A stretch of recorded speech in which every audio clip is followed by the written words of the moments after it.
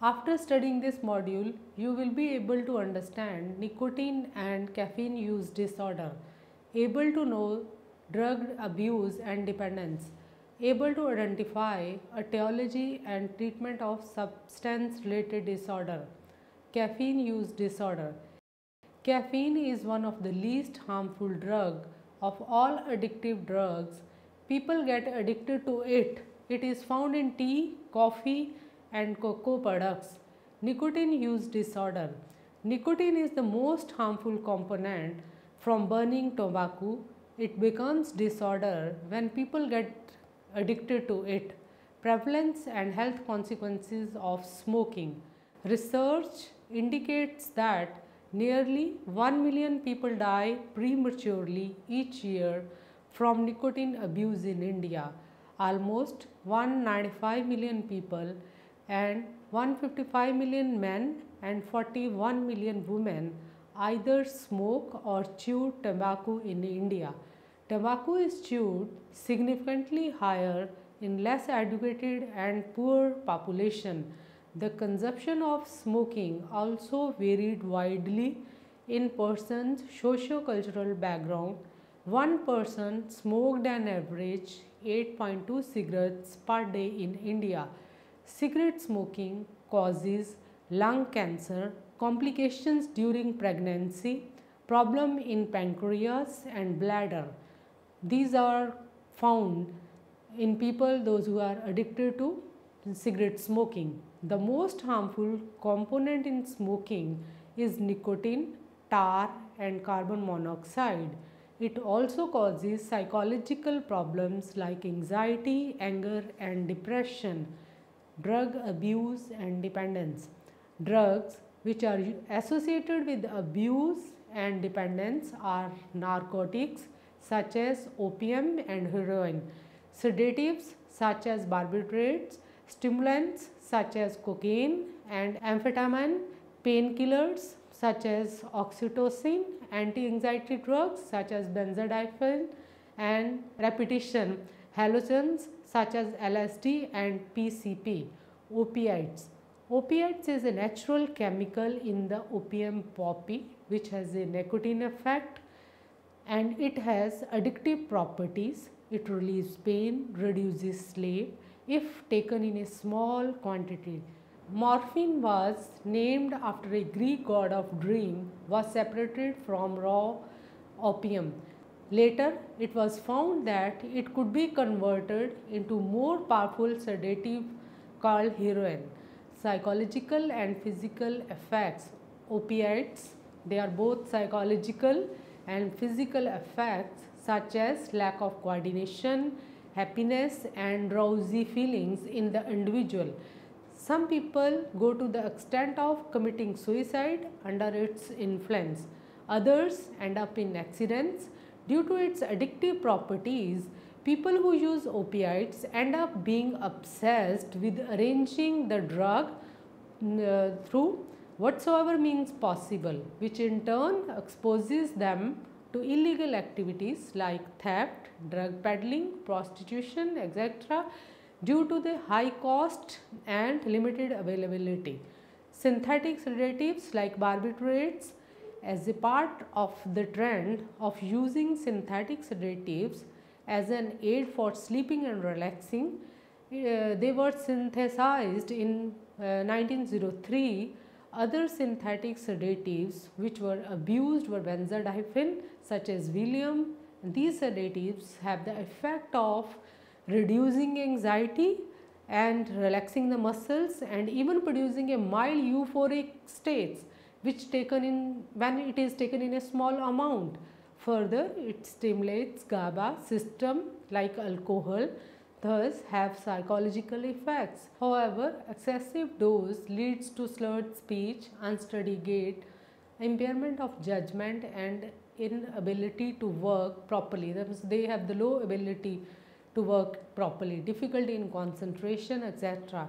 The user often loses control over his emotions and may become irritable and combative before falling into a deep sleep. Thus, prolonged use of the drug in high dose impairs the brain and can also be a fatal. Stimulants. Stimulants are basically used to increase alertness and motor activity through acting on the brain and the sympathetic nervous system of the person ingesting them, and cocaine extracted from the coca leaf is a natural stimulant, whereas amphetamines are synthetic stimulants. Cocaine and amphetamines being stimulants only stimulate the action of the cerebral nervous system, whereas narcotics depresses it. Cocaine has been discovered and used since ancient times, just like opium, due to its ability to act rapidly on the brain by blocking the reuptake of dopamine in mesolimbic areas. It is used to reduce pain, enhances a feeling of self-confidence, well-being and indefatigability. However, an overdose of the drug may cause nausea, chills, insomnia, paranoia and terrifying hallucinations like insects crawling under your skin. It can thus impair one's social relationships, irritability, disturbed eating and sleeping patterns and paranoid. Prolonged use of the drug lead to the possibility of the body developing intolerance to it and requiring a significantly higher dose in order to achieve the same effect. Some users may be more sensitive to its effects, which is taken to a contributory factor when death of the user results even on taking a smaller dose. Further, one may experience severe withdrawal symptoms on stopping its use. Since cocaine is it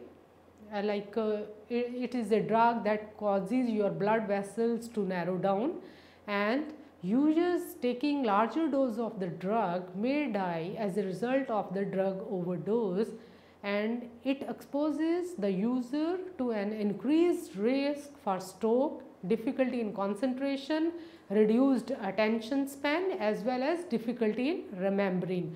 And it causes cognitive impairment in the user and causes severe repercussions during pregnancy. Hallucinogens, ecstasy and PCP. The origin of LSD can be traced back by early 19th when Swiss chemist Albert Hofmann manufactured a few milligrams of D-lysergic acid ethylamide in 1938. LSD distorted the user's four sensories like sense of sight, sound, taste and even smell, which completely changed the way one perceives the outside world, and often in a dramatic way, as has been observed both in the case of marijuana and LSD. Ecstasy and PCP. Ecstasy contain compounds belonging to both hallucinogenic and amphetamine families. So, it acts primarily by contributing to both release and the subsequent reuptake of serotonin. Studies with animals have shown that a single dose of ecstasy causes serotonin depletion, and other prolonged use can damage serotonin axons and nerve terminal. As a result, ecstasy enhances intimacy, insight, impersonal relationships, and it elevates mood and self-confidence and promotes aesthetic awareness. It can cause muscle tension, rapid eye movement, jaw clenching, and nausea, faintness, chills or sweating, anxiety, depression, depersonalization and confusion. Any drug that has not been easy to classify in PCP or phencylamine, which is often referred as an angel dust. It was first developed as a tranquilizer for horses and other large animals. However, it generally causes serious negative reactions, including severe paranoia and violence to the extent of reducing coma and subsequent death. PCP affects multiple neurotransmitters in the brain, because of which it prolonged chronic use and that is associated with a variety of neuropsychological deficits in the user. Etiology of substance related disorders. Some people use psychoactive drugs despite their apparent negative consequences related to abuse, drug dependency is because of their effect on the mood, perception and behavior. Genetic, neurobiological, psychological and socio-cultural factors contribute to substance related disorders. Genetic factors. Researchers has addressed the possibility that there is a genetic predisposition for drug abuse and dependence. Family studies show that relatives of those who abuse substances are at a risk for abusing many substances. So, in a major twin study, the role of the environment as well as the role of genetic was examined in the substance use, abuse and dependence. Researchers have studied more than 1000 pairs of male and questions them about their use of marijuana, cocaine, hallucinogens and sedatives, stimulants and opiates, and the findings thus suggest there are a common genetic influences on the use of all these drugs as well as the predisposition of a person to use a particular drug. However, the use of illegal drugs was primarily influenced by environmental factors, while abuse and dependency may be primarily by as yet unspecified genetic factors. Genetic research to date tell us that substance abuse in general is affected by our genes, but no one gene causes substance abuse or dependence. Research suggests that genetic factors may affect how people experience certain drugs, which in turn may partly determine who will or will not become abuser. Neurobiological influences. The pleasurable experiences reported by people who use psychoactive substance partly explain why people continue to use them. Pleasure and reward are triggered through the dopamine pathways in the brain, because of which those who take the drugs, not only to feel good but also to feel less bad. This is particularly true in the case of a person who becomes dependent upon a substance such as alcohol, methamphetamine and heroin, as a result faces severe withdrawal symptoms. Incentive sensitization theory is a neurobiological theory which considers that both the craving for as well as pleasure derived from taking a drug, the dopamine releasing system linked to a reward or liking becomes supersensitive, not just to the direct effect of the drug, but also the external cues associated with the drug, like for example needles, spoons or rolling papers. So this sensitivity to the external cues induces craving or wanting for the increased dose of the drug, which further reduces them to go to extreme lengths to seek out and obtain these drugs. Over time, the liking for the drug decreases, but the craving for them remains intense and may also increase in certain instances. So this is because of the drug effect on the brain pathways involving dopamine, which is what maintains the addiction. Therefore, neurobiological, genetic and environmental factors do not operate in isolation and contribute to the tendency of a person to resort to the use of such drugs. Psychological factors. The effect of the various types of psychological factors which contribute to the etiology of substance abuse can be expressed in three ways. First is the effect of the drug, particularly alcohol and nicotine, on a person's mood. Second, an analysis of person's expectation regarding the effect of substance on people's behavior, including the belief of the prevalence of the use of a particular drug as well as its associated health risks. Thirdly, we analyze the personality traits associated with the increased tendency to resort to use of certain drugs. Mood enhancement. The dominant reason why people resort to drugs is the sense of the pleasure that they may gain from its use. All psychoactive drugs in some way or the other way provide the user with a pleasurable experience. Studies indicate that alcohol, by altering cognitions and perception, reduces tension in the user. So, in a state of intoxication, alcohol reduces tension by reducing the cognitive capacity and tend to only focus on immediate distraction. So, this cognition distraction thus reduces aggressive behavior in people who are intoxicated, which was specially been recorded in the case of nicotine. People who smoke in the presence of a destructive activity reported reduced anxiety as compared to those who smoked in the absence of such an activity, summarized by studies. Reduced tension is one of the possible effects of drug use on one's mood, as many other resort to them to reduce negative feelings or enhance positivity when they are bored. Expectations about the drug and alcohol effects. Alcohol does not reduce stress on its own, but it does so when combined with the user's belief that they will help them to unwind. So, it does the expectation of pleasurable feelings that induces people to resort to alcohol to reduce stress and anxiety. Such people in turn often tend to be infrequent users. Therefore, consumption of alcohol and associated positive expectations from alcohol are interdependent and influence each other. Expectations regarding drugs effect. The belief that a drug will stimulate aggression and increased sexual responsiveness predict increased use in general.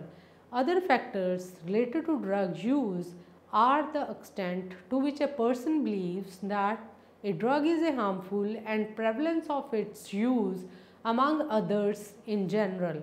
Also, greater the perceived risk associated with the drug, less likely is it its use. Personality factors. Personality traits often contribute as to why certain people are more likely to abuse or have increased dependency on drugs. It has been reported that people who are high on negative emotionality are more likely to develop substance related disorders, especially young adults. Negative emotionality and lower constraints are so extremely related that they can to an extent predict the onset of alcohol, nicotine and illicit drug abuse and dependency. Anxiety, fear of exposing oneself to new things, activities or experiences. Restlessness, constant need to seek novelty predict the onset of drug use and smoking. Socio-cultural factors. Often socio-cultural factors like people's success to and interest as to particular drug, influence from various social groups such as parents and peers, cultural norms and media have a significant contribution to the likelihood of substance abuse as well as dependence. Research suggests that parents who have drug dependency spend less time monitoring their children in comparison to parents not having such drug dependency or indulging in drug abuse, which is often seen as a significant contributor to early adolescent abuse, as children tend to become involved with peers who are already into drug abuse. Further, exposure to drug at home increases the likelihood of resorting to them. Therefore, availability and access to drugs as well as circumstances at home often become an important factor in substance abuse and its use. Also, the social settings in which a person lives affects his attitude toward substance abuse. Studies have reported that people are more likely to smoke when in the company of smokers and more likely to occur outside bar or at home rather than at workplace. Even having friends who are habitual smokers show a tendency to smoke in the future. So, it can thus be inferred that people who are more inclined to indulge in substance abuse are more often than not part of social networks that conform to their own drinking or drug abuse patterns. Treatment of substance related disorders. Substance dependency is chronic with higher chances of relapse, as the very first step towards successful treatment is admitting that there is a substance related problems. Drug abuse treatment involves personal motivation to work on the problem as the foremost step, which make a difficult task, as a therapist alone cannot help someone who doesn't want to change. In case of heroin dependency, people have often seen to shift from one form of dependency to another, or may resort to taking such drugs again later in life, even after a successful treatment. Often the first step is to help the person in dealing with the withdrawal symptoms, with the ultimate goal being abstinence from substance use. Another situation may be where the goal is to ensure that the person maintains a particular level of drug use without increasing it, or altogether prevent exposure to drugs.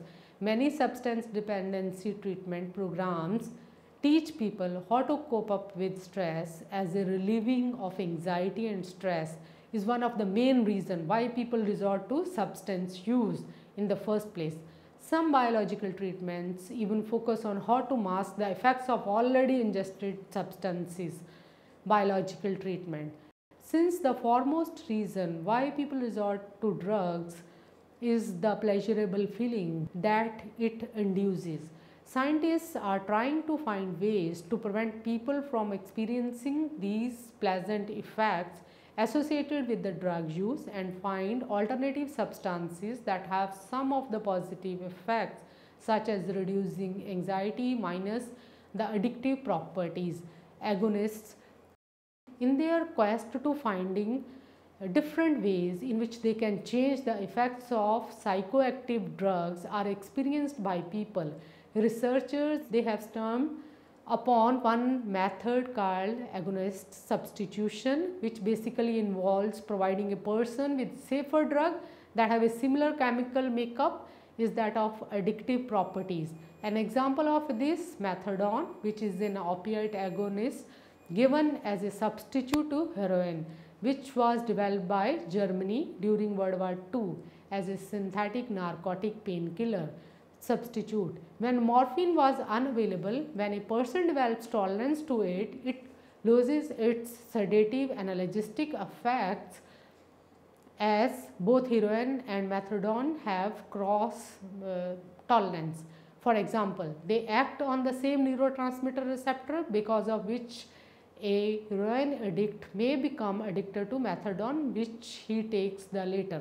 However, many research reports suggest that when a methadone is combined with counseling, it may result in reduced consumption of heroin and indulgence in criminal activities in the addict. However, some people tend to continue to abuse other substances like cocaine and while undergoing methadone treatment. Even addiction to cigarette smoking can be treated through the substitution process through providing them nicotine in the form of a nicotine path, gum or inhalers or nasal spray. These substitution or replacement strategies successful de-addict people and work optimally when combined with sportive psychological therapy. However, they need to taught how to use the gum in a proper manner, and sportive psychological treatment program is an essential component, as most people relapse into smoking when they stop using the gum or patch if the treatment doesn't involve psychological support.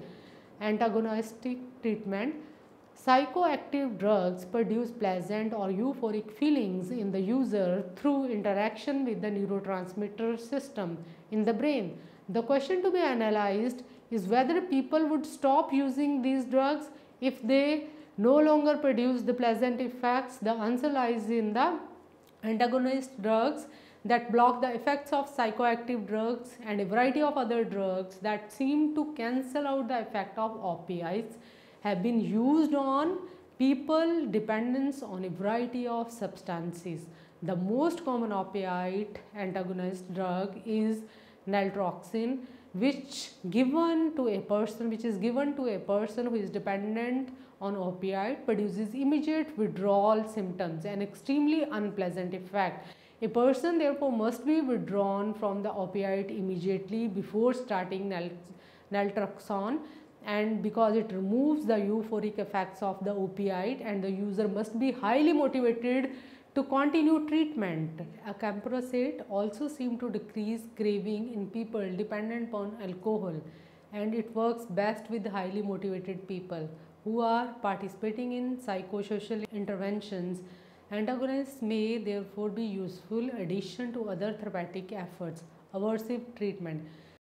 Clinicians have prescribed drugs that make ingesting the abused substance extremely unpleasant, as the expectation is that a person who is associated with drug with the feeling of illness will avoid using the drug. The most commonly used medicine is anti-abuse. People who drink alcohol after taking anti-abuse experiences nausea, vomiting, and elevated heart rate and respiration. Anti-abuse is taken each morning before the desire to drink wins, but non-compliance is a major concern. A person who skips the anti-abuse for a few days often resumes drinking, while silver nitrate is given to people who are dependent upon smoking. Both anti-abuse for alcohol and silver nitrate for cigarette smoking have generally been less successful as treatment strategies on their own, primarily because they require that people be extremely motivated to continue taking them outside the supervision of a mental health professionals. Other biological approaches. Medication is often prescribed to help people deal with the often disturbing symptoms of withdrawal. Chlornadine, developed to treat hypertension, has been given to people withdrawing from opioids because withdrawal from certain prescribed medications such as sedatives can cause cardiac arrest or seizures. These drugs are tapered off to minimize dangerous reactions. Sedative drugs such as benzodiazepine are often prescribed to help minimize discomfort for people withdrawing from other drugs such as alcohol. American Psychological Association 2007. Psychological treatment. Social support is also needed along with the medication, as a biological treatment alone can never be successful in permanently treating people. Antidepressant medications such as desmoramine and cognitive behavioral therapy were found to somewhat effective in reducing cocaine use as well as in improving a person's familial, social, and general psychological functioning. People receiving CBT learn how to avoid high risk situations, are able to recognize the lure of the drug, and develop alternatives. People who abused cocaine also learn strategies for coping with craving and resisting the tendency to regard a slip as a catastrophe. Contingency management with vouchers has shown promise for cocaine, heroin, and marijuana dependency. A treatment called motivational interviewing or enhancement therapy has also shown a promising results. So this treatment involves a combination of CBT therapy and a technique associated with the humanistic therapy of Carl Roger. It was found to be effective for both alcohol and illegal drug dependence and abuse. Another study found that motivational enhancement combined with CBT and contingency management was an effective package for young people who were dependent upon marijuana, and self-help residential homes are another psychological approach to treating heroin and other types of drug abuse and dependence. Drug rehabilitation homes share the following features: separation of people from previous social contact on the assumption that these relationships have been instrumental in maintaining the drug dependence, a comprehensive environment in which the drugs are not available, and continuing support is offered to ease the transition from regular use to drug-free existence. The presence of a role models, people formerly dependent upon drug who appear to be meeting life's challenges without drugs, intense confrontation in group therapy in which people accept responsibility of their problem, of their problem and for their drug habits and are urged to take in charge of their lives. A setting in which people are respected as human beings rather than stigmatized as failures or criminals.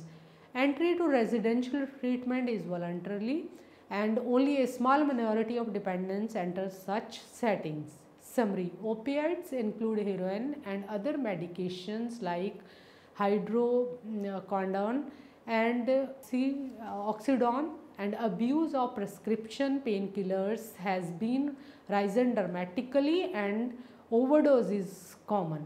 Initial effects of opiates like euphoria, or after a while the user experiences fell down, and deaths from overdose from opiate is a severe problem along with the exposure to HIV and other infectious agents through the use of a shared needles. Synthetic sedatives relax the muscle, reduce anxiety and can produce a mildly euphoric state, though large dose can be fatal. Withdrawal symptoms are therefore severe for both opiate and synthetic sedatives. Amphetamines are stimulants that produce wakefulness, alertness and euphoria, and therefore tolerance develops quickly. So in this regard, cocaine and crack remains a serious problem as they can increase sexual desire, feeling of well-being and alertness. But chronic use is associated with problem in relationships, paranoia and trouble sleeping.